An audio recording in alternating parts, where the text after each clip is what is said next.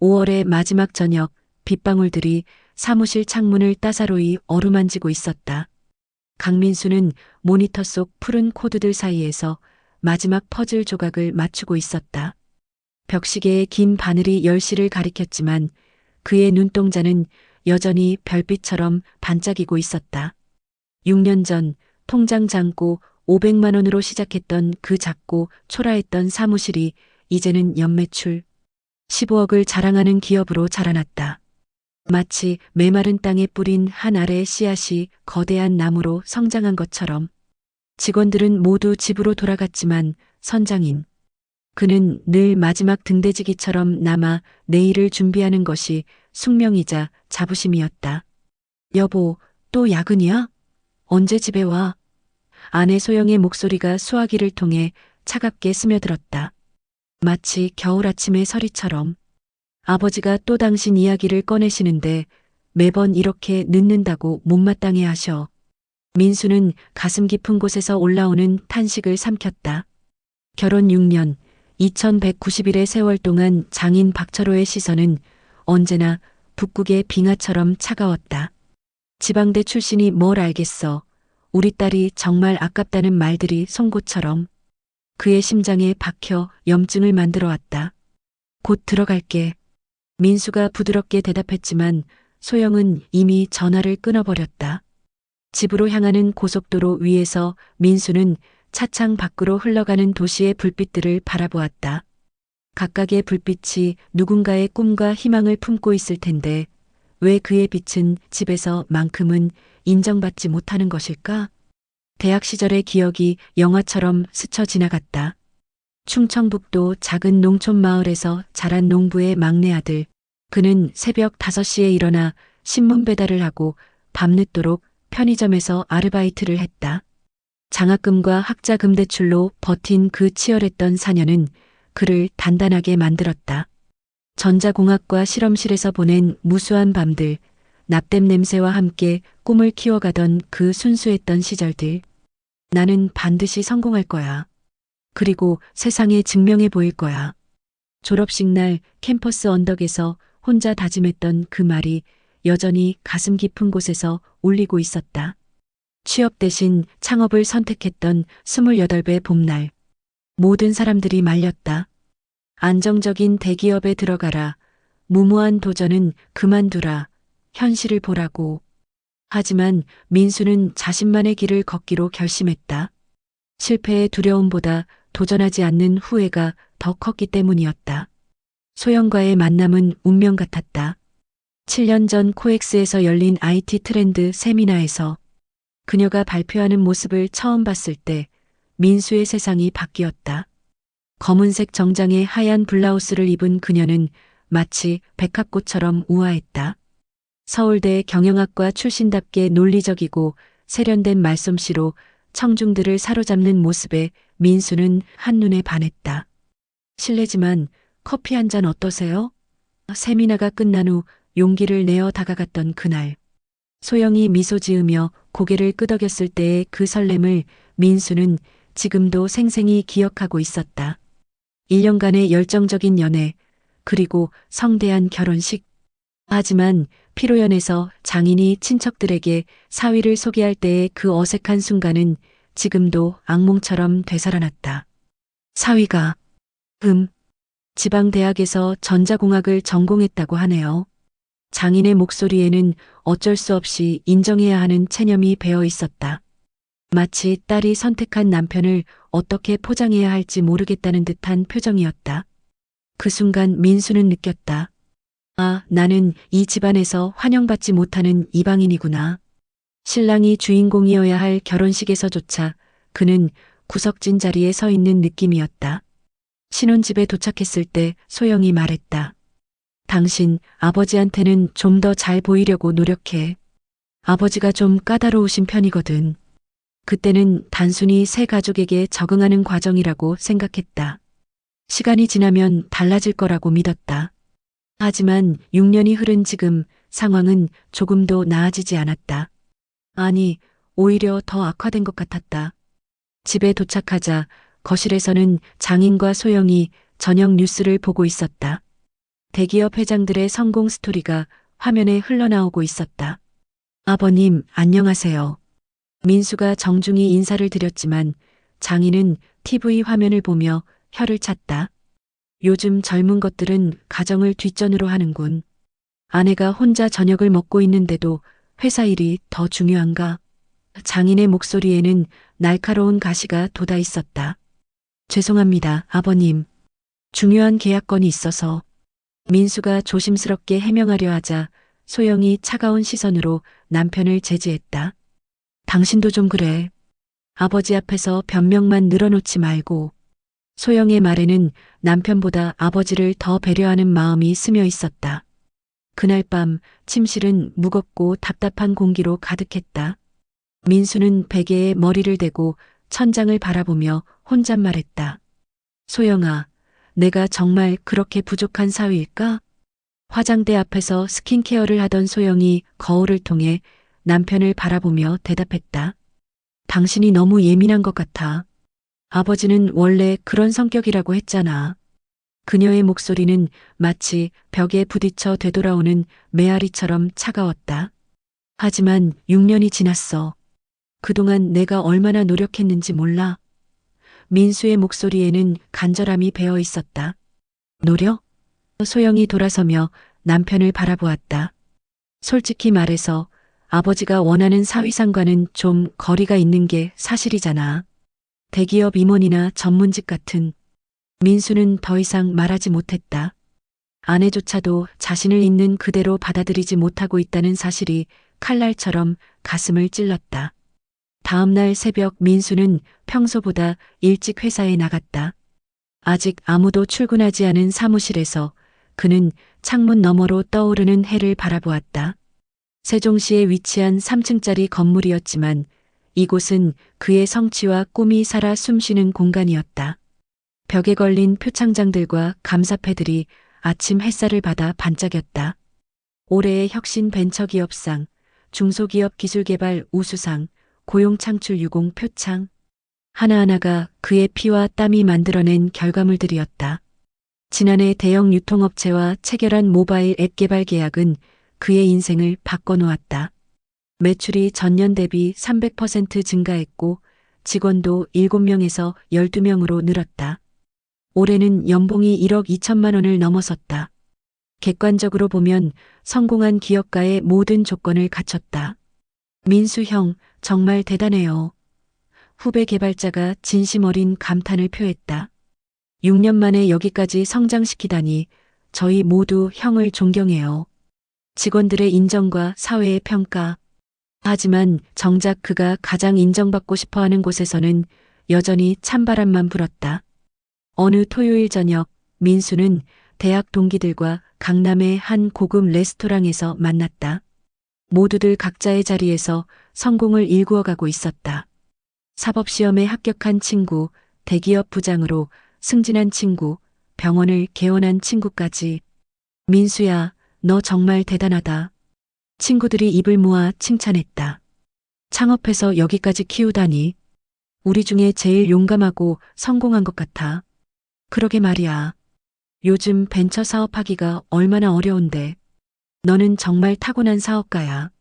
또 다른 친구가 진심으로 감탄하며 말했다. 민수는 친구들의 인정에 가슴이 뿌듯했다. 동시에 묘한 대조감도 느꼈다. 세상은 그를 인정하는데 왜 가장 가까운 가족들은 인정해주지 않는 걸까? 집으로 돌아가는 길에 민수는 마음속으로 다짐했다. 다음 달이면 장인의 환갑잔치가 열린다. 60년 인생의 대공을 축하하는 성대한 자리. 그날만큼은 더 이상 움츠러들지 않겠다고. 자신의 진짜 모습을 당당하게 보여주겠다고. 명동의 유명 금은방에서 그는 특별한 선물을 주문했다. 24K 순금으로 제작된 목걸이에 전통 매듭 장식이 들어간 작품이었다. 가격이 230만 원이나 했지만 장인에 대한 예의이자 자신의 성공을 보여주는 상징이기도 했다. 손님, 정말 좋은 선택하셨어요. 금은방 사장이 감탄하며 말했다. 이 정도 선물이면 받으시는 분이 정말 감동하실 거예요. 봄이 깊어가면서 민수의 마음속에는 알 수 없는 예감이 자리 잡기 시작했다. 마치 태풍 전의 고요함 같은 뭔가 거대한 변화가 일어날 것 같은 느낌이었다. 그것이 좋은 변화일지 아니면 파국적인 결말일지는 알 수 없었다. 하지만 한 가지만은 확신했다. 더 이상 침묵 속에서 굴욕을 견디며 살 수는 없다는 것을. 37살, 이제는 자신의 가치를 당당하게 주장할 때가 됐다는 것을. 그날 밤 민수는 일기장에 한 줄을 적었다. 환갑잔치가 끝나고 나면 모든 것이 달라질 것이다. 창밖으로 보이는 별들이 유독 밝게 빛나고 있었다. 5월의 마지막 토요일, 장인 박철호의 환갑잔치가 열리는 날이었다. 새벽 5시, 민수는 잠에서 깨어났다. 창문 사이로 스며드는 여명의 빛이 마치 새로운 시작을 알리는 신호탄 같았다. 아니, 어쩌면 최후의 전쟁을 앞둔 전사의 각오였을지도 모른다. 거울 앞에 선 민수는 자신의 모습을 찬찬히 살펴보았다. 37의 나이에도 여전히 탄탄한 체격, 굳건한 의지가 서린 눈빛. 그는 정성스럽게 면도를 하고 진한 네이비색 수트를 입었다. 이탈리아산 실크로 만든 은색 넥타이까지 매니 제법 당당한 기업가의 풍모가 완성됐다. 거울 속 자신을 바라보니 어깨가 절로 펴졌다. 당신, 오늘만큼은 제발 조용히 해. 드레스룸에서 나온 소영이 차가운 눈빛으로 남편을 바라보며 말했다. 아버지 체면 생각해서라도 말실수하지 마. 소영은 연한 핑크색 한복을 입고 있었다. 명품 브랜드의 고급 한복으로 전통 자수가 정교하게 놓인 우아한 작품이었다. 목에는 진주 목걸이, 귀에는 다이아몬드 귀걸이까지. 그야말로 대기업 과장다운 세련된 모습이었다. 하지만 그 아름다운 외모 뒤에 숨은 마음은 왜 이리 차가울까? 알았어. 민수가 짧게 대답했다. 더 이상 무의미한 다툼을 원하지 않았다. 그는 안방 서랍에서 정성스럽게 포장된 선물 상자를 꺼냈다. 고급 벨벳으로 제작된 보석 상자 안에는 24K 순금 목걸이가 들어있었다.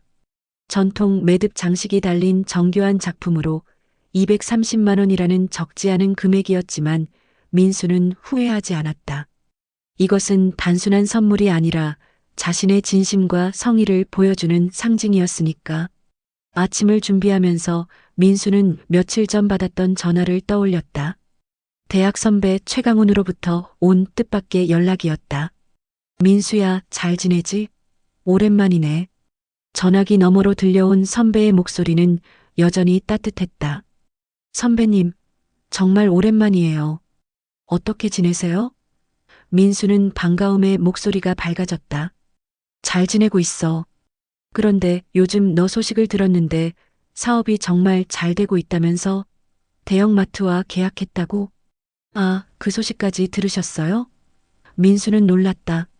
선배와는 1년에 한두 번 안부 정도만 주고받았는데 자신의 사업 소식까지 알고 있다는 것이 신기했다. 어깨가 좁잖아. 내 회사 얘기가 여기저기서 들려와. 정말 대단하더라. 그런데 혹시 이번 주말에 시간 있나? 왜요? 장인어른 환갑잔치가 있다고 했지? 시간 되면 인사드리러 가도 될까? 예전부터 한번 뵙고 싶었거든.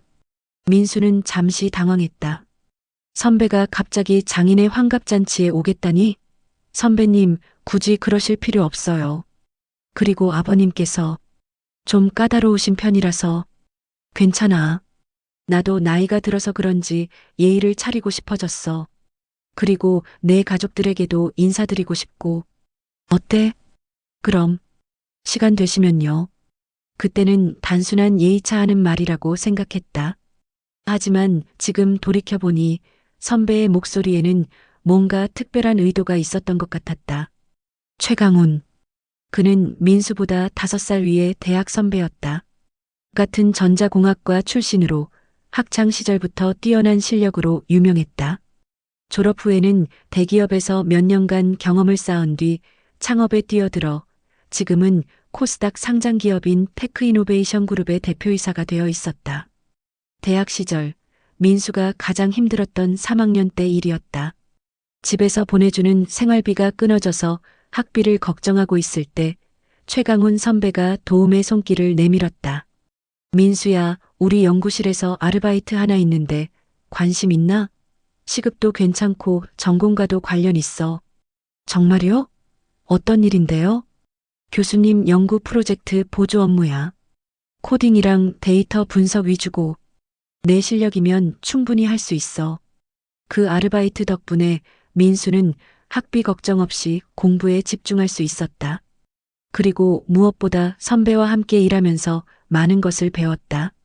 프로그래밍 실력뿐만 아니라 사업적 안목, 그리고 사람을 대하는 법까지. 민수야, 너는 기술력이 뛰어나니까 언젠가는 꼭 창업하게 될 거야. 어느 날 저녁 연구실에서 야근을 하며 선배가 했던 말이 지금도 기억에 남아 있었다. 저는 아직 그런 꿈까지는. 그때의 민수는 소극적이었다. 아니야. 너에게는 그런 기질이 있어. 남들이 못 보는 걸 보는 눈이 있다고. 언젠가는 내 회사를 꼭 만들게 될 거야. 그 예언이 현실이 되었다. 6년 전 민수가 창업했을 때 최강우는 진심으로 축하해 주었고 간간히 조언도 해 주었다. 특히 작년에 대형마트와 계약을 앞두고 있을 때 선배의 추천서가 결정적인 역할을 했다. 강남의 한복판, 궁중한 정식이라는 유명한 전통 요리점. 3층 전체를 통째로 빌려 치르는 성대한 잔치였다. 입구부터 화려한 꽃꽂이와 현수막이 장식되어 있었고 박철호 환갑 축하라는 금색 글씨가 눈을 휘둥그레 만들었다. 발레 파킹 서비스까지 제공되는 그야말로 최고급 연회였다. 와, 정말 멋진 곳이네. 민수가 감탄하며 말했다.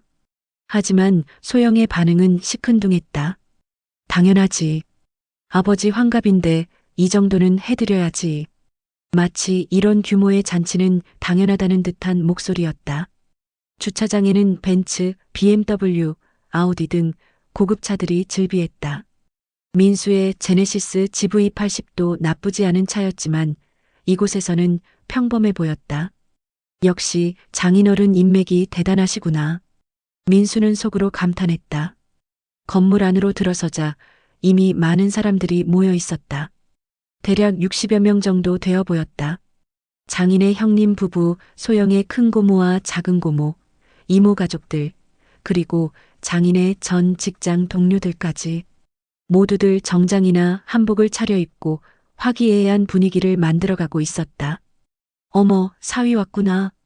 장모 이순자가 반가운 얼굴로 다가왔다. 그녀만이 유일하게 민수를 진심으로 반겨주는 사람이었다. 오늘 정말 멋지게 차려입었네. 네 장인이 좋아하실 거야. 안녕하세요, 장모님. 건강하시죠? 민수가 정중하게 인사를 드렸다. 장모의 따뜻한 미소가 얼어붙은 그의 마음을 잠시 녹여주었다. 하지만 장인 박철호는 한복 차림으로 다른 손님들과 담소를 나누느라 바쁘기만 했다. 민수가 다가가 정중히 인사를 드리려 하자 그는 시선도 제대로 주지 않고 건성으로 대답했다. 왔어?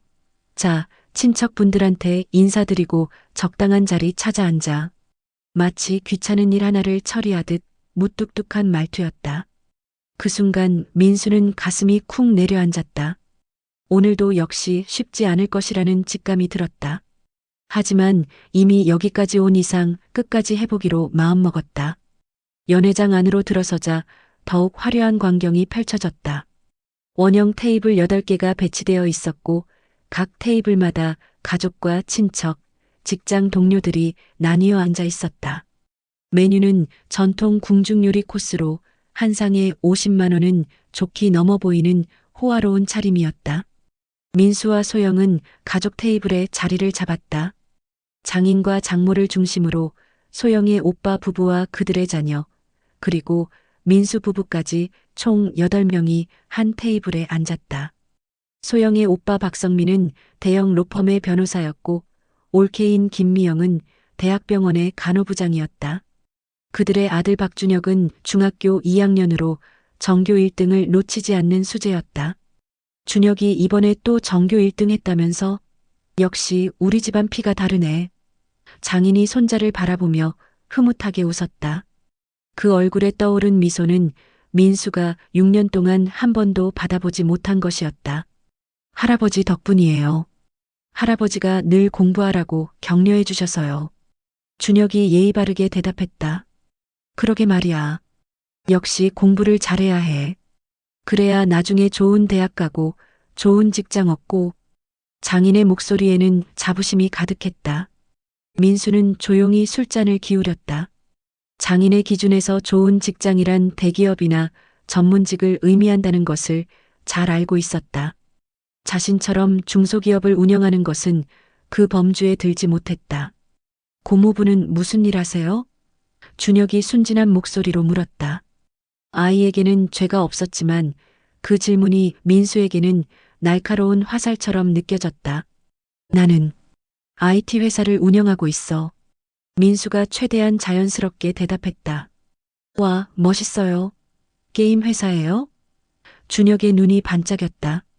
하지만 장인이 재빨리 끼어들었다. 게임은 무슨, 그냥 작은 업체야. 별것 아니니까 관심 갖지 말고 너는 공부나 열심히 해. 그 순간 분위기가 미묘하게 어색해졌다. 소영은 고개를 숙이고 밥만 먹었고 성민 오빠는 어색하게 화제를 돌리려 했다. 아, 그런데 아버지, 오늘 정말 많은 분들이 와주셨네요. 옛날 회사분들도 많이 오시고. 그러게 말이야. 장인의 표정이 다시 밝아졌다. 다들 바쁜데도 시간 내서 와줘서 고마워. 특히 우리 회사 임원들도 오고 은행장님도 오시고. 식사가 진행되면서 분위기는 점점 흥겨워졌다. 장인의 옛 직장 동료들이 젊은 시절 이야기를 꺼내며 웃음꽃을 피웠고 친척들은 서로의 안부를 주고받았다. 하지만 민수만은 계속 소외감을 느꼈다. 대화의 소재는 주로 성공한 자녀들의 이야기, 대기업 취업담, 의사나 변호사가 된 친척들의 근황이었다. 마치 성공의 기준이 정해져 있는 것처럼 그 범주에 속하지 않는 사람들은 자연스럽게 배제되었다. 우리 큰형님 아들은 이번에 대기업 부장으로 승진했대. 한 친척이 부러워하며 말했다. 그래, 정말 대단하네. 요즘 대기업 승진이 얼마나 어려운데. 다른 친척이 감탄했다. 그러게 말이야. 우리 소영이도 회사에서 인정받아서 이번에 차장 승진 대상이래. 여자가 거기까지 올라가기가 쉽지 않은데. 장인이 딸 자랑을 늘어놓았다. 민수는 잔을 기울이며 듣고만 있었다. 자신의 성공담은 한 번도 화제가 되지 않았다. 6년 동안 단 한 번도. 시간이 흐르면서 술기운이 올라온 어른들의 목소리는 더욱 커졌다. 장인도 평소보다 말이 많아졌다. 요즘 젊은 사람들 정말 대단해. 우리 때랑은 차원이 달라. 장인이 술잔을 들며 말했다. 물론 제대로 된 길을 가는 사람들 말이야. 안정된 직장에서 성실하게 일하는 사람들.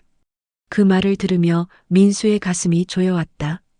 제대로 된 길이라는 표현에서 자신은 제외되어 있다는 것을 느꼈다. 맞습니다, 아버님. 성민이 장인의 말에 동조했다. 요즘처럼 불안정한 시대에는 더욱 그렇죠. 공무원이나 대기업, 전문직처럼 확실한 직업이 최고죠. 장인의 시선이 잠깐 민수 쪽으로 향했다. 시선은 날카로웠다. 그 시선에는 무언의 메시지가 담겨 있었다. 너는 그런 범주에 속하지 않는다는. 아버님.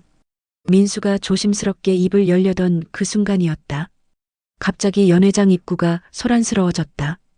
늦은 손님이 도착한 모양이었다. 모든 사람들의 시선이 그쪽으로 향했다. 입구로 들어오는 사람을 본 순간 연회장의 분위기가 변했다. 정장을 차려입은 키 큰 중년 남성이었는데 그의 등장만으로도 주변 공기가 달라지는 것 같았다. 값비싼 수트에 품격 있는 자세, 그리고 자신감 넘치는 표정. 한눈에 봐도 성공한 사업가의 아우라가 물씬 풍겼다. 민수의 눈이 휘둥그레졌다. 최 대표님? 모든 사람들이 일제히 그 남성을 바라보았다. 최강훈이라 불린 그는 민수를 보며 환한 미소를 지었다. 민수야, 늦어서 미안해. 그의 목소리는 따뜻하면서도 자신감이 넘쳤다. 중요한 회의가 길어져서 말이야. 끝나자마자 바로 왔어. 장인과 친척들은 영문을 모르겠다는 표정으로 서로를 바라보았다. 소영도 당황한 기색이 역력했다. 이 사람이 누군지, 왜 갑자기 나타났는지 아무도 알 수 없었다. 최강우는 연회장을 둘러보며 감탄했다. 와, 정말 성대하게 준비하셨네요. 역시 환갑잔치는 이래야죠. 그는 정중하게 장인에게 다가가 허리를 깊숙이 숙였다. 안녕하세요. 민수의 대학 선배 최강훈이라고 합니다. 환갑 진심으로 축하드립니다. 그의 인사는 완벽했다. 예의 바르면서도 자신감이 넘치고 무엇보다 진정성이 느껴졌다. 장인도 그런 최강훈의 모습에 어리둥절하면서도 호감을 느끼는 듯했다. 아, 네, 반갑습니다. 장인이 어리둥절하며 대답했다. 민수 선배님이시라고요. 네, 대학 때부터 민수를 잘 알고 있습니다. 최강훈이 온화한 미소를 지으며 말했다. 예전부터 한번 뵙고 싶었는데 드디어 기회가 되어서 정말 기쁩니다. 그 순간 민수는 기억이 되살아났다. 며칠 전 선배가 전화해서 시간 되면 환갑잔치에 들르겠다고 했던 그 약속을 너무 많은 일들 때문에 까맣게 잊고 있었던 것이다. 하지만 지금 이 순간 최강훈의 등장은 마치 운명의 신이 보내준 구원투수 같았다. 그의 등장만으로도 연회장의 분위기가 급격히 바뀌고 있었다. 저기, 실례지만 어떤 일을 하시는지 여쭤봐도 될까요? 성민이 조심스럽게 물었다. 최강훈이 품격 있게 명함을 꺼냈다. 저는 테크이노베이션이라는 IT 회사를 운영하고 있습니다. 그 순간 연회장이 술렁이기 시작했다. 테크이노베이션은 업계에서 유명한 회사였기 때문이다. 혹시 코스닥에 상장된 그 테크이노베이션 말씀이세요? 한 친척이 놀라며 물었다. 네, 맞습니다. 최강훈이 겸손하게 고개를 끄덕였다. 장인의 표정이 변하기 시작했다. 갑자기 나타난 이 사람이 상당한 실력자라는 것을 직감한 것이다. 그런데 민수와는 어떤 관계시죠? 장인이 호기심 어린 목소리로 물었다. 대학 동기입니다. 같은 전자공학과 출신이고요. 최강훈이 민수를 바라보며 자랑스러운 표정을 지었다. 그런데 요즘 민수 소식을 들어보니까 정말 대단하더라고요. 사업이 엄청 잘 되고 있다면서요? 모든 시선이 민수에게 집중됐다. 민수는 당황하며 손을 저었다. 선배님, 별것 아닌데요. 무슨 별것 아니야? 최강훈이 웃으며 말했다. 대형마트, 대형 유통업체들과 계약 맺은 거 알고 있어. 그리고 매출 규모도 정말 인상적이고 친척들 사이에서 웅성거림이 일어났다. 그들은 민수의 구체적인 사업 현황을 전혀 모르고 있었던 것이다. 아, 그리고 혹시 모르실 수도 있는데 최강훈이 장인을 바라보며 말했다. 민수는 저희 회사의 중요한 파트너이기도 합니다. 앞으로 더 큰 프로젝트들을 함께 진행할 예정이고요. 장인의 얼굴이 점점 굳어지기 시작했다. 그동안 작은 업체나 굴리는 사위라고 무시해왔던 사람이 실제로는 이 정도 수준의 사업가였다는 사실에 당황한 것이다. 분위기가 급격히 바뀌기 시작했다. 민수는 마음속으로 다짐했다. 오늘만큼은 더 이상 위축되지 않겠다고. 준비해온 선물을 당당하게 드리고 자신의 진짜 가치를 보여주겠다고. 최강훈 대표의 등장으로 잠시 파문이 일었던 연회장의 공기가 다시 원래의 궤도로 돌아왔다. 하지만 그 공기는 이전과는 달랐다. 마치 태풍이 지나간 후의 바다처럼 겉으로는 평온해 보이지만 깊은 곳에서는 거대한 물결이 꿈틀거리고 있었다. 장인 박철호는 최강훈에게 간단한 인사를 받은 후 다시 민수를 향해 시선을 돌렸다. 그의 눈빛에는 여전히 차가운 빛이 서려 있었다. 60년을 살아온 한 남자의 고집과 편견이 하루아침에 바뀔 리는 없었다. 자, 그럼 계속해보자. 사위가 인사 한마디 한다고 했지? 장인의 목소리에는 여전히 권위적인 톤이 배어 있었다. 마치 자신이 이 자리의 절대 군주이며 모든 사람들은 그의 허락하에 말할 수 있다는 듯한 어조였다. 민수는 깊게 숨을 들이쉬었다. 폐부 깊숙이 들어온 공기가 가슴을 가득 채웠다. 그리고 천천히 자리에서 일어났다. 60여 명의 시선이 레이저처럼 그에게 집중되는 것을 느꼈다. 어떤 시선은 호기심으로, 어떤 시선은 동정으로, 또 어떤 시선은 냉소로 가득했다. 그의 손에는 정성스럽게 준비한 선물 상자가 들려 있었다. 230만 원이라는 적지 않은 금액의 24K 순금 목걸이. 그것은 단순한 선물이 아니라 6년간 쌓여온 그의 마음과 정성이 응축된 상징이었다. 아버님, 민수가 입을 열려던 바로 그 순간이었다. 야, 넌 그냥 앉아 있어. 장인의 목소리가 칼날처럼 날카롭게 연회장을 가로질렀다. 빈손으로 와놓고 무슨 인사야? 체면도 없이. 그 순간 시간이 정지한 것 같았다. 연회장 안의 모든 소음이 사라지고 오직 장인의 차가운 목소리만이 공기 중에 메아리치고 있었다. 친척들은 서로 눈치를 보며 작은 한숨을 내쉬었고 몇몇은 민수를 향해 동정 어린 시선을 보냈다. 하지만 아무도 감히 장인의 말에 이의를 제기하지는 못했다. 소영의 얼굴이 토마토처럼 빨갛게 달아올랐다. 수치심과 분노가 뒤섞인 복잡한 감정이 그녀의 표정을 일그러뜨렸다. 그녀는 고개를 푹 숙이고 테이블 위에 나전칠기 젓가락만을 응시했다. 마치 그 젓가락이 세상에서 가장 흥미로운 물건인 양. 아버님, 제가 선물을. 민수가 손에 든 상자를 들어 올리려 했지만 장인은 이미 다른 방향으로 말머리를 돌리고 있었다. 솔직히 말해서 말이야. 장인이 술잔을 들어 올리며 목소리를 높였다. 그의 뺨은 이미 알코올로 인해 상기되어 있었고 눈빛은 평소보다 더욱 날카로워져 있었다. 사위라고 해서 다 같은 사위가 아니지 않나? 연회장의 공기가 더욱 무거워졌다. 최강호는 불편한 표정으로 민수를 바라보았고 장모 이순자는 남편의 팔을 살짝 건드리며 자제를 당부하는 눈빛을 보냈다. 하지만 장인은 이미 선을 넘어서고 있었다. 어떤 사위는 집안의 든든한 기둥이 되고 장인이 계속해서 말했다. 어떤 사위는 그는 의도적으로 말을 끌었다. 그리고 민수를 똑바로 바라보며 마지막 문장을 완성했다. 등골만 빼먹지. 그 말이 떨어지는 순간 민수의 귀가 윙윙거리기 시작했다. 마치 고막 안에서 벌 한 떼가 날아다니는 것 같았다. 6년 동안 조금씩 쌓여온 모든 모멸감과 상처가 한순간에 폭발하려고 했다. 하지만 그는 꾹 참았다. 아직은 때가 아니었다. 우리 딸 월급이 얼만지 아나? 장인의 독설은 여기서 끝나지 않았다. 한 달에 600만 원이야. 대기업 과장급이라고. 그런데 사위라는 놈은 뭐하고 있어? 친척들 사이에서 작은 탄식 소리들이 들려왔다. 누군가는 아이고 너무 심한 애라고 작게 중얼거렸지만 대부분은 그저 침묵으로 일관했다. 이런 상황에서 장인에게 정면으로 맞서기는 어려웠기 때문이다. 작은 업체 하나 겨우 굴리면서 큰 소리만 치고 장인의 목소리는 점점 더 독해졌다.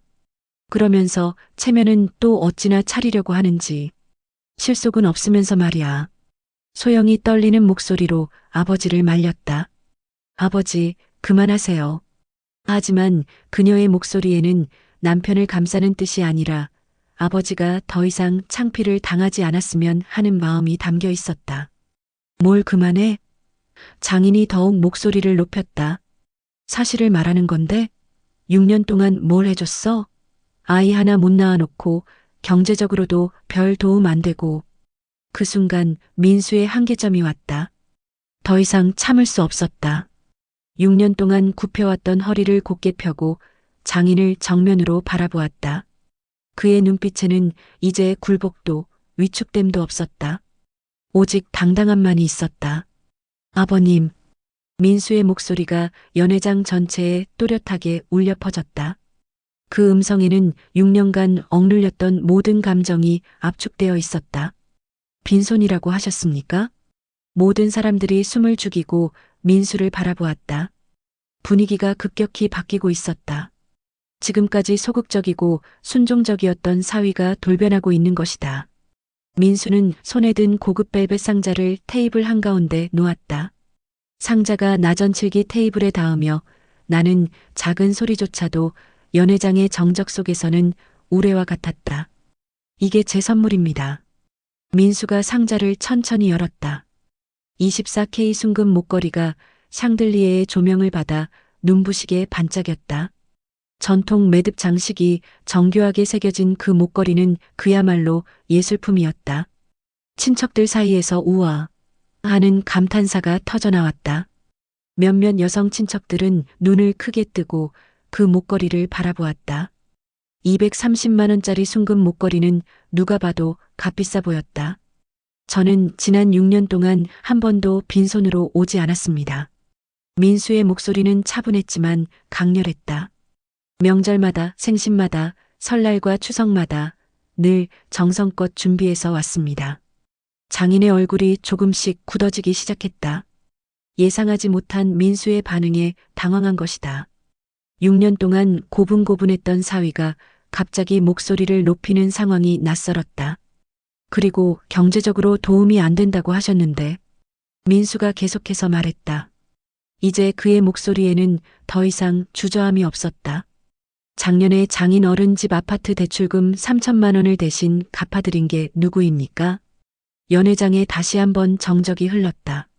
친척들 사이에서 작은 웅성거림이 일어났다. 그들은 그런 사실을 전혀 몰랐던 것이다. 소영이가 차를 바꿀 때 2천만 원을 보태준 사람이 누구입니까? 민수가 구체적인 사실들을 하나씩 열거하기 시작했다. 장모님 병원비로 500만 원을 드린 것도, 처가집 리모델링 할 때 1천만 원을 지원한 것도 모두 제가 한 일입니다. 소영의 얼굴이 창백해졌다. 남편이 이런 구체적인 수치까지 기억하고 있을 줄은 몰랐던 것이다. 그리고 무엇보다 이런 사실들이 친척들 앞에서 공개되는 것이 부담스러웠다. 그리고 무엇보다 민수가 가장 중요한 발언을 위해 잠시 숨을 고르며 말했다. 제가 운영하는 회사의 작년 매출은 15억입니다. 연회장이 완전히 조용해졌다. 심지어 주방에서 들리던 그릇 부딪히는 소리까지도 멈춘 것 같았다. 순이익만 3억이 넘었습니다. 그리고 올해 제 연봉은 1억 2천만 원입니다. 민수의 목소리는 이제 완전히 달라져 있었다. 더 이상 위축된 사위의 목소리가 아니라 성공한 기업가의 당당한 목소리였다. 모든 사람들이 충격에 빠진 표정으로 민수를 바라보았다. 소영조차도 남편의 정확한 수입 규모를 몰랐던 것이다. 그녀는 남편이 그럭저럭 잘 되고 있다는 정도로만 알고 있었을 뿐, 이 정도의 성공을 거두었다는 사실은 전혀 몰랐다. 바로 이때 최강훈 대표가 적절한 타이밍에 입을 열었다. 민수야, 겸손하네. 그가 온화한 미소를 지으며 말했다. 올해는 그것보다 더 벌지 않았나? 제가 알기로는 대형 유통업체들과 연이어 계약을 체결하면서 수익이 대폭 증가했다고 들었는데 모든 시선이 최강훈에게 집중됐다. 그는 품격 있게 명함을 꺼내며 자신을 정확히 소개했다. 제 소개를 정확히 드리겠습니다. 그의 목소리는 카리스마가 넘쳤다. 저는 테크이노베이션 그룹 대표이사 최강훈입니다. 친척 중 한 명이 깜짝 놀라며 외쳤다. 테크이노베이션? 혹시 그 IT 대기업 말씀이세요? 코스닥에 상장된? 네, 맞습니다. 최강훈이 정중하게 고개를 끄덕였다. 작년 매출 2천억 규모의 회사입니다. 연회장이 술렁이기 시작했다. 테크이노베이션은 누구나 아는 유명한 IT 기업이었다. 스마트폰 앱 개발부터 인공지능 솔루션까지 다양한 분야에서 활약하는 대기업이었다. 그리고 민수는 제 대학 후배이자 최강훈이 계속해서 말했다. 저희 그룹과 장기 파트너십을 맺은 핵심 협력업체의 대표입니다. 앞으로 더 큰 프로젝트들을 함께 진행할 예정이고요. 장인의 얼굴이 점점 더 창백해졌다. 그동안 작은 업체나 굴리는 사위라고 무시해왔던 사람이 실제로는 대기업과 파트너십을 맺을 정도의 성공한 사업가였다는 사실에 충격을 받은 것이다. 특히 민수가 개발한 모바일 커머스 플랫폼은 최강훈이 전문적인 설명을 덧붙였다. 업계에서도 매우 혁신적이라는 평가를 받고 있습니다. 국내 유명 백화점 등 주요 유통업체들이 모두 민수의 솔루션을 도입했거든요. 친척들 사이에서 감탄사가 터져나왔다. 그들이 잘 아는 대형 유통업체들의 이름이 나오자 민수에 대한 시각이 완전히 바뀌기 시작했다. 하지만 이때 전혀 예상치 못한 반응이 나왔다. 소영이 떨리는 목소리로 일어나며 남편을 향해 화를 내기 시작한 것이다. 당신 지금 뭐 하는 거예요? 소영의 얼굴은 분노와 당황이 뒤섞인 복잡한 표정이었다. 당신 때문에 아버지 체면이 다 구겨졌잖아요. 이렇게 창피하게 왜 그래요? 민수는 믿을 수 없다는 표정으로 아내를 바라보았다. 6년 동안 무시당하고 모욕당한 자신을 변호해주기는커녕 오히려 자신을 나무라고 있는 아내의 모습에 절망감이 밀려왔다. 아니 소영아. 민수가 황당해하며 말하려 했지만 소영은 이미 아버지에게 다가가고 있었다. 아버지, 정말 죄송해요. 소영이 아버지 앞에서 허리를 90도로 굽히며 사과했다. 남편이 술을 너무 많이 마신 것 같아요. 용서해 주세요. 그 순간 민수의 가슴이 찢어지는 것 같았다. 자신이 6년 동안 얼마나 외로웠는지, 얼마나 혼자였는지를 뼈저리게 깨달았다. 아내조차도 자신의 진정한 동반자가 아니었던 것이다. 연회장의 분위기는 완전히 얼어붙었다. 친척들은 어떻게 반응해야 할지 몰라 서로만 바라보고 있었고 장인은 굳어진 표정으로 술잔만 응시하고 있었다. 최강우는 난처한 표정으로 민수를 바라보았다. 그는 후배를 도우려고 온 것이었는데 오히려 상황을 더 복잡하게 만든 것 같아서 미안한 마음이 들었다. 민수야. 최강훈이 조심스럽게 말을 걸었다. 하지만 민수는 이미 결심을 굳혔다. 6년 동안 참아온 모든 것들이 한계점에 달했다. 더 이상 이런 관계를 지속할 수 없었다. 그는 천천히 자리에서 일어났다. 그리고 연회장에 있는 모든 사람들을 차례대로 바라보았다. 마지막으로 아내 소영을 바라보며 담담하지만 확고한 목소리로 말했다. 오늘로 모든 것이 끝났습니다. 연회장이 숨죽인 정적에 휩싸였다. 민수의 목소리에는 더 이상 분노도 절망도 없었다. 오직 차가운 결연함만이 있었다. 60년을 축하하는 환갑잔치가 이렇게 파국으로 치닫을 줄은 아무도 예상하지 못했다. 하지만 때로는 진실이 드러나는 순간이 가장 아름다운 축제의 날이기도 하다. 민수에게 오늘은 그런 날이었다. 굴욕의 끝이자 동시에 새로운 시작의 날이었다. 온 연회장은 정적만 흐르고 있었다.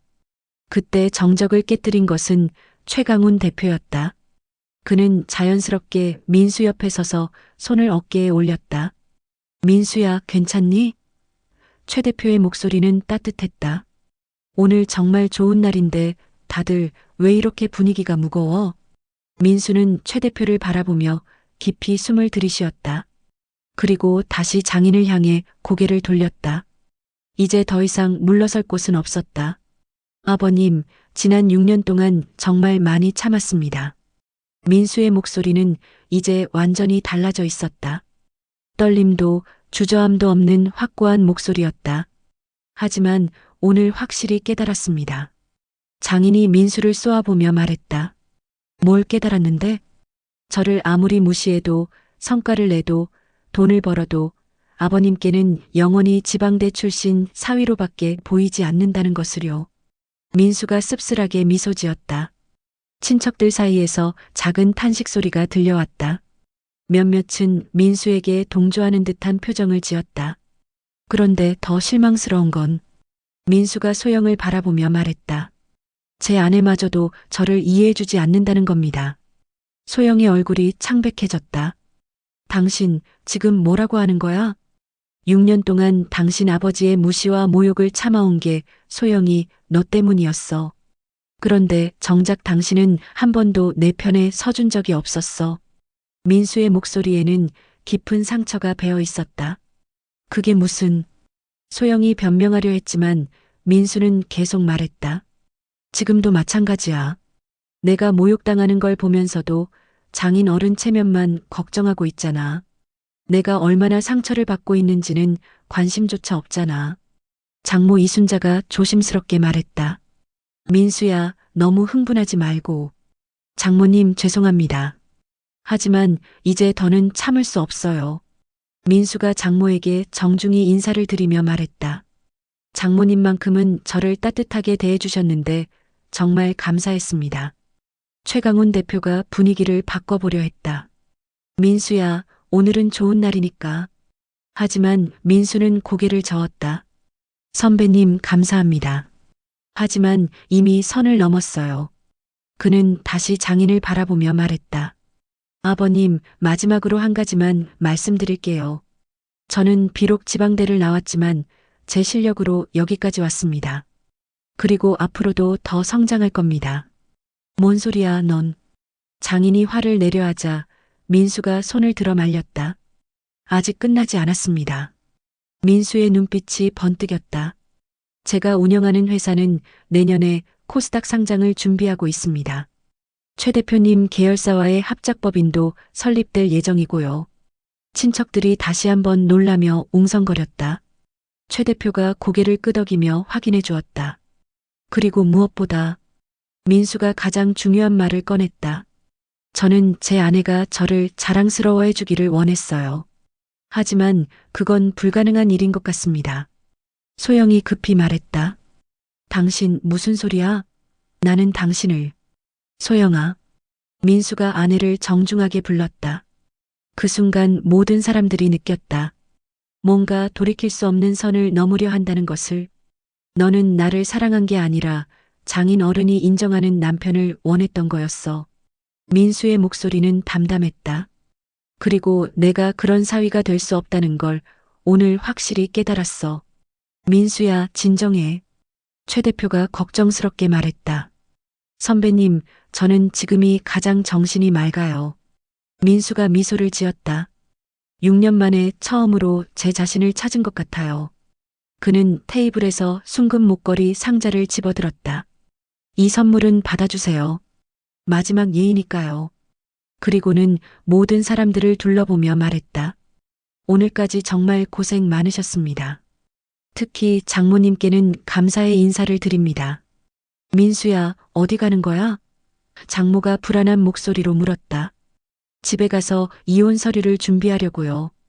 민수의 대답에 식당이 완전히 조용해졌다. 소영이 창백한 얼굴로 일어났다. 당신 정말 미쳤어? 이혼이라니? 미친 게 아니라 정신을 차린 거야. 민수가 차분하게 대답했다. 존중받지 못하는 관계에서는 더 이상 관계를 이어갈 수 없어. 우리 이만 헤어지자. 이혼해. 장인이 분노에 찬 목소리로 외쳤다. 이 자식이 지금 뭐 하는 거야? 환갑잔치를 망쳐놓고 아버님께서 먼저 망쳐놓으신 겁니다. 민수가 마지막으로 장인을 바라보며 말했다. 6년 동안 사위를 사람 취급하지 않으신 분이 무슨 말씀을 하세요? 최강훈 대표가 민수의 팔을 잡았다. 민수야, 오늘은 너무 감정적이야. 내일 다시 생각해보자. 선배님, 오늘 와주셔서 정말 감사했어요. 민수가 정중히 인사했다. 덕분에 제 진짜 가치를 보여줄 수 있었어요. 앞으로도 잘 부탁드립니다. 그는 정장 자켓을 정리하고 당당하게 식당 문을 향해 걸어갔다. 뒤에서 소영의 울음소리와 친척들의 웅성거림이 들렸지만 민수는 돌아보지 않았다. 문을 나서기 전 그는 마지막으로 돌아보며 말했다. 여러분, 맛있게 드세요. 그리고 정말로 축하드립니다, 아버님. 그렇게 강민수는 6년 동안의 굴욕과 함께 환갑잔치장을 떠났다. 차가운 5월의 저녁 공기가 그의 얼굴을 스쳤지만 그의 걸음은 그 어느 때보다 가벼웠다. 환갑잔치장을 나온 민수는 한강공원으로 차를 몰았다. 밤 10시가 넘은 시각, 한강은 고요했다. 그는 벤치에 앉아 스마트폰을 꺼냈다. 몇 통의 부재중 전화와 문자 메시지들이 와 있었다. 소영은 당신 어디야? 당장 돌아와. 이게 뭐 하는 짓이야? 장모는 민수야, 너무 속상해하지 말고 집으로 와. 우리랑 이야기 좀 하자. 선배 최강호는 민수야, 괜찮아? 연락 기다리고 있을게. 민수는 문자들을 읽으며 씁쓸하게 웃었다. 6년 동안 한 번도 받아보지 못했던 관심이었다. 하지만 이제는 너무 늦었다. 한강 위로 야경이 반짝이고 있었다. 민수는 지난 6년을 돌아보았다. 결혼 초기의 설렘, 장인의 첫 번째 무시, 점점 커져가는 소외감, 그리고 오늘의 폭발까지 모든 것이 마치 운명처럼 느껴졌다. 스마트폰이 다시 울렸다. 소영이었다. 여보, 어디야? 제발 집에 와. 우리 얘기해야 해. 소영의 목소리는 울먹이고 있었다. 민수는 잠시 망설였다. 6년의 결혼 생활이 한순간에 끝날 수는 없었다. 하지만 오늘 일어난 일들을 생각하면 이미 돌이킬 수 없는 지점을 넘어선 것 같았다. 소영아, 나 한강에 있어. 혼자 좀 있고 싶어. 민수가 조용히 말했다. 당신 정말 이혼하려는 거야? 소영의 목소리에는 절망감이 배어 있었다. 민수는 긴 침묵 끝에 대답했다. 당신은 6년 동안 단 한 번도 내 편이 되어주지 않았잖아. 오늘도 마찬가지였고, 그게 아버지 때문에. 소영이 변명하려 했다. 아니야. 민수가 단호하게 말했다. 아버지 문제가 아니라 우리 문제야. 너는 나를 있는 그대로 받아들인 게 아니라 내가 원하는 모습으로 바뀌기를 기대했어. 전화 너머로 소영의 흐느끼는 소리가 들렸다. 당신 정말 날 사랑하지 않았던 거야? 사랑했어. 정말 많이. 민수의 목소리도 떨렸다. 하지만 사랑만으로는 부족해. 서로를 존중하고 이해해야 하는데 우리는 그걸 못했어. 다시 시작할 수는 없을까? 소영이 마지막 희망을 품으며 물었다. 민수는 고개를 저었다. 소영이 보이지 않음에도 자연스럽게 나온 행동이었다. 늦었어. 오늘 내가 보인 반응으로 모든 게 끝났어. 전화를 끊고 나서 민수는 최강훈에게 연락했다. 선배, 저예요. 민수야, 어때? 많이 속상했지. 최강훈의 목소리는 걱정으로 가득했다. 괜찮아요.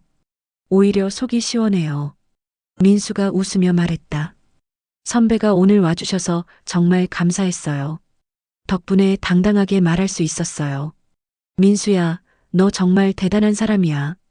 오늘 내 모습 보고 새삼 감탄했어. 최강훈이 진심으로 말했다. 이혼한다고 했는데 진심이야? 네, 결정했어요.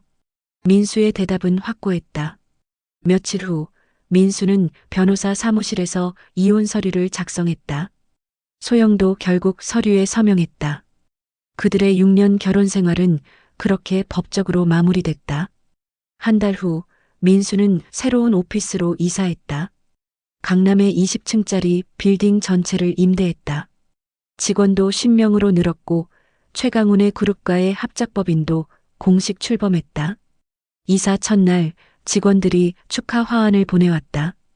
강민수 대표님의 새로운 출발을 축하합니다라고 쓰여 있었다. 민수는 그 문구를 보며 환하게 웃었다. 정말로 새로운 출발이었다. 그날 저녁 혼자 사무실에 남아 야경을 바라보던 민수에게 문자가 왔다. 장모에게서였다. 민수야, 잘 지내니? 나는 내가 옳다고 생각해. 행복하게 살아라. 민수는 장모에게 답장을 보냈다. 장모님도 건강하세요. 그동안 감사했습니다. 창 밖으로 서울의 불빛들이 반짝이고 있었다. 6개월 전만 해도 상상할 수 없었던 풍경이었다. 민수는 가슴 깊이 숨을 들이마셨다. 공기가 달랐다. 자유로웠다. 스마트폰이 울렸다. 최강훈이었다. 민수야, 내일 저녁에 시간 있나? 소개해주고 싶은 사람이 있어. 누구요? 좋은 사람이야. 나이는 너보다 2살 어리고 외국계 은행에서 일해. 무엇보다 성격이 정말 좋아. 민수는 웃었다. 아직은 그런 마음의 여유가 없어요, 선배. 그래도 친구로라도 만나봐. 사람을 많이 알아두는 게 좋잖아. 민수는 잠시 생각했다. 새로운 시작, 새로운 사람들. 나쁘지 않은 것 같았다. 그럼 가볍게 만나보죠. 전화를 끊고 민수는 다시 야경을 바라보았다. 37의 나이에 새롭게 시작하는 인생. 두렵기도 했지만 설레기도 했다. 그는 일기장을 꺼내 오늘의 마지막 문장을 적었다. 오늘부터 나는 누구의 시선도 의식하지 않고 오직 나 자신을 위해 살아가겠다. 존중받을 가치가 있는 사람으로서 당당하게. 밤이 깊어가고 있었지만 민수의 새로운 하루는 이제 막 시작되고 있었다. 한강이 흘러가듯 시간도 흘러갈 것이었다. 하지만 이제는 그 시간들이 모두 자신의 것이었다. 창밖 서울의 밤은 여전히 화려했고 강민수의 새로운 인생도 그만큼 빛날 준비가 되어 있었다.